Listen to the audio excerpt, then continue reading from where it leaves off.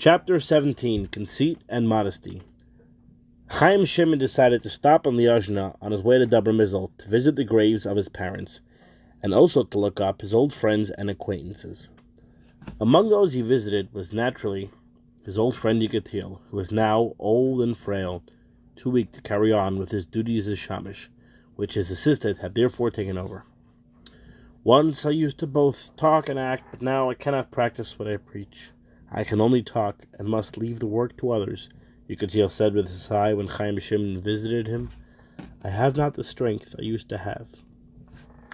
After Chaim Shimon married and settled down in Dabra Mizl, he set up his machine for making snow boots, and before long he made quite a name for himself.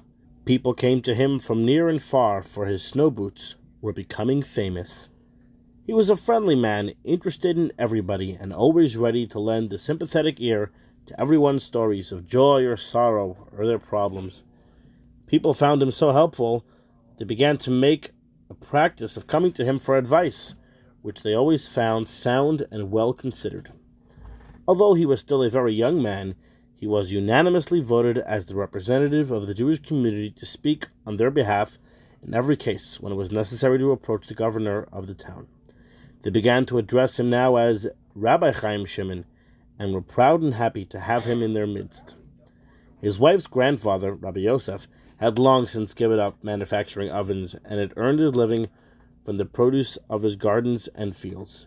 But he himself had given up the physical work even here, and spent all his time studying the Torah and davening. He often used to doze off for an hour or two in a small room in the Beis HaMedrash, and when people used to see him lying on the hard bench, they teased him, saying, "If you want to sleep, why not go home and sleep comfortably in your own soft bed? Why lie here on such a hard bench?" To which he would reply, "I shall never forget that I used to sleep regularly on a hard bench when I was a young yeshiva student. Don't you know that the Torah urges us as follows? Eat a piece of bread dipped in salt, drink a measure of water, and sleep on the ground? You see, if you become too fussy, you cannot succeed in your studies."